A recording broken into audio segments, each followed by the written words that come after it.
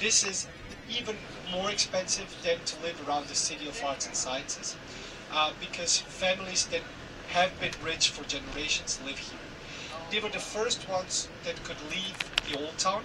Like if you lived in Valencia in medieval times, the city was surrounded by city walls. There were no sanitary installations.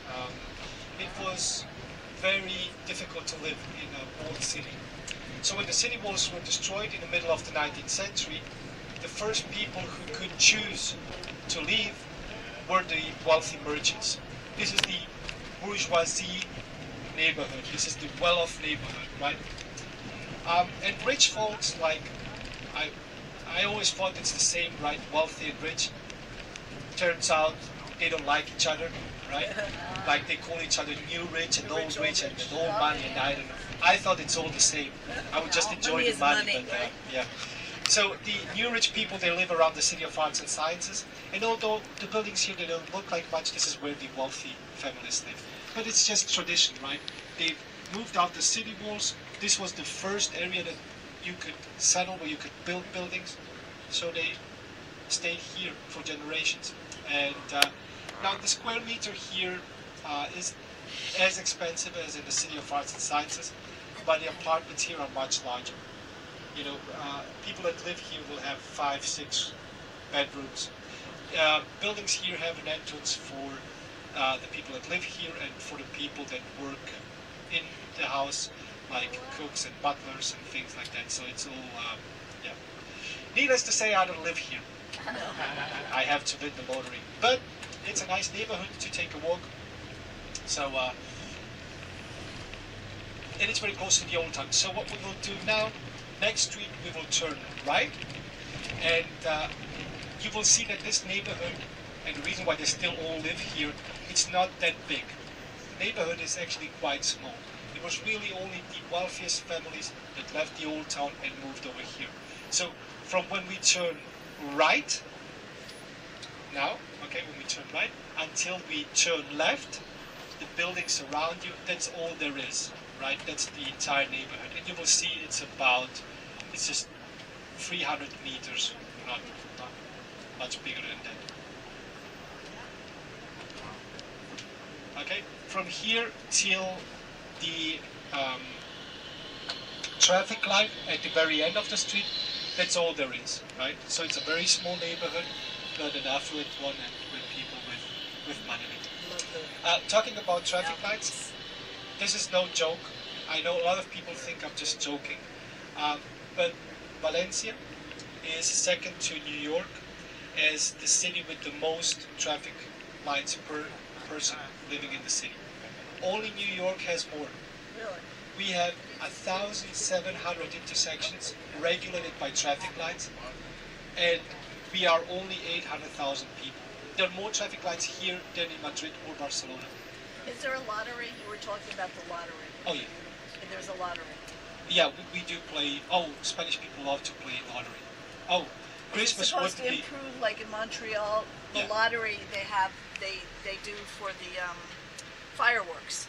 The lottery pays for the fireworks all summer. Every Saturday night, they have fireworks that are like nothing you've seen for an hour. Yeah. They Well, have all different sure. Chinese fireworks. well, the lotteries here, a lot of them are associations for disabled. Okay. So people will sell them. Like the one here on the left hand side, there's a little kiosk. It's saying ONCE. You see that? That little. You can win 17 million euro, for example, for Mother's Day, and the money actually goes to disabled. You can see that their logo is a blind person walking with a stick. Okay, now here on the left hand side, this is our bullfighting arena. The bullfighting arena seats 14,000 people. Bullfights still take place. They're very popular. They take place 6 times a year, and the arena is usually sold out. And right next to it, you have the North Station. And the North Station is our main railway station. It's located in the south of the city, and it's called North Station. Carousel. That's just our way of telling people to stay a little bit longer. When they get bored, they can't find a way out. Right? But it's a pretty interesting 20th century building. The church here on the right hand side is a mixture between medieval architecture and new Gothic architecture. When you look at the bell tower here, right, you can tell it's not medieval just by looking at it. There's something that happened after we invented like engines. There's an interesting book, The Dynamo versus the Virgin Mary. What can perform better, engine or people's belief into something bigger than them? Because in medieval times, people would build pyramids, anything that would kind of give them the hope to survive death, right? Fear of death makes people move mountains, right? But then we invented the engine, and we can't do things like they did back then. So you can look at the church. The church looks much nicer than the bell tower from the 1930s. So maybe we kind of just lost a little bit of our style. It's a Judas tree. We just like to do things more comfortably. Something like that probably happened. Okay, and another thing that Valencia is famous for, in Spain at least, in the world people obviously don't know it, but in Spain everybody knows the oldest hospital in Spain was here on the right hand side, where you can see this park now. The hospital is gone, but it was the oldest hospital for mentally ill patients in Europe. Now, we kind of like to say that, and Valencians are proud of it, but there is an asterisk next to it. In medieval times, hospitals were what the name originally means, right? Hospital and hospitality sounds very much alike because it comes from the same word.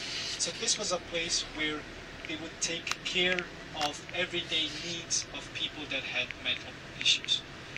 But they couldn't do anything as far as medication, because in the 15th century we just didn't know what was going on, right? And that was much better than sending them to the Inquisition. The Inquisition would just say they are possessed, and well, you know how that one would end. So.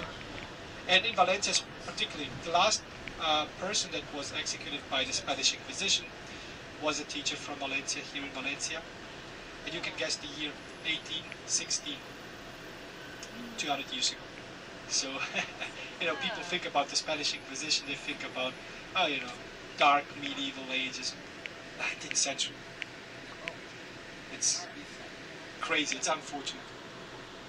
Okay, so now we are actually on the city walls. The city walls have been destroyed, but you can tell, so the street here, this is where the city walls were. And you can actually tell, if you look to the front, you'll see here in front of us to the right, there is a part of the medieval city walls. The towers quart. And once we get closer, you'll see that there are a whole lot of bullet holes on the facade.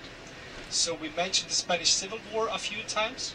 So if you guessed, the bullet holes are from that time, that would be the logical thing to think. But we call this French decoration. All the bullet holes, we call it French decoration because that's from the time that Valencia fought against Napoleon and his troops. And this is all that's left from the French occupation of Valencia, the bullet holes. They just didn't have enough time to build anything, so they left us a few friendly reminders. And here on the right hand side, look here quickly, this is how big the city walls were. You can actually see the city walls were not quite as impressive as the towers. The towers had to be that big because they were